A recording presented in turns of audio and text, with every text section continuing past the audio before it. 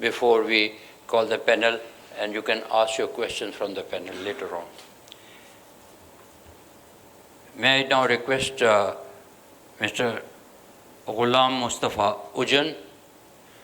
He is General Manager, Sindh Irrigation and Drainage Authority. Mr. Ojan.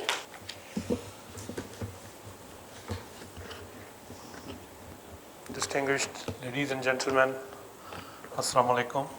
Thank you very much for offering me to say a few words regarding the very important topic of today, the impact of climate change.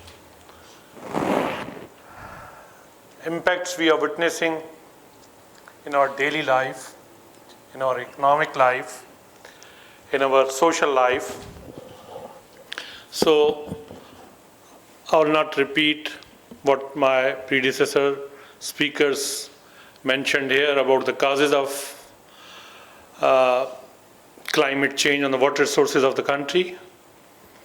Sindh, being as a lower riparian, is the most vulnerable and witnessing the impacts. If we see a little comparison, in 2011, the lower Sindh part, southern Sindh part of witnessed a catastrophic rain floods. In those rain floods, we witnessed complete inundation of the left bank of Indus from Nawab Shah, Sangar, Mirpur Khas, Tando Muhammad Khan, Hyderabad, Badin, Tharparkar. That entire area was inundated. And when we met with the people, many senior people told us that this catastrophe has happened after a lapse of about 100 years or more than 100 years.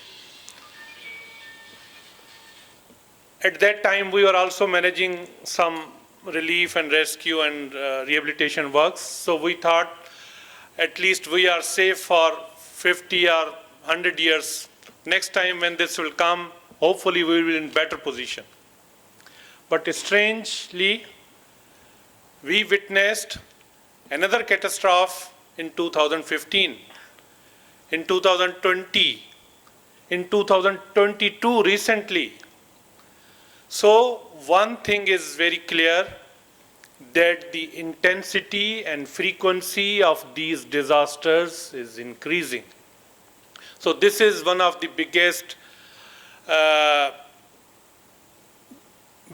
impacts on our routine life of the province and the people of province. Then one more example I want to quote. Before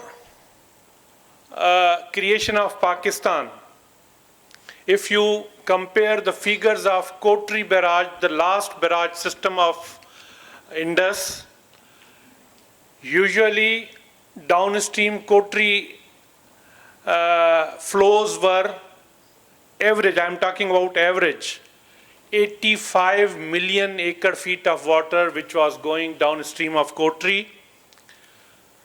And then when these all facts are available, you can Google it and compare yourself.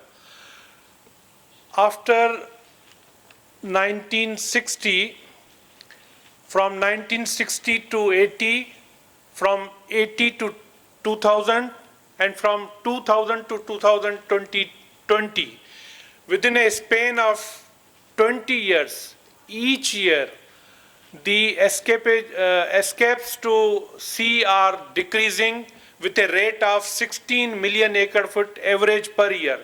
And now the averages for Kotri downstream are 13 million acre feet. So we can imagine the impacts of climate change. On one hand, we are saying because of melting of glaciers and abnormal rainfalls in upper catchment areas, our river flows are erratic and uncontrollable. And on the other, when we compare the figures downstream Kotri, the last barrage, you will find those figures are shrinking with each passing year. So, and my friends here mentioned that we are in a group of countries where the average availability of water is below 1,000 meter cube per person. So these are the big challenges, and each, not only department, but each citizen has to ponder on this serious situation. Sindh Irrigation Drainage Authority, I'm proud our chairman is sitting here, himself as a very prominent from Lower Sindh. Sindh Irrigation Drainage Authority, SIDA, not only managing the water sources and water infrastructure, have introduced another factor, that is the involvement of people. This is the novel idea where the water sources are being managed with the participation of farmers, the real users, the real beneficiaries.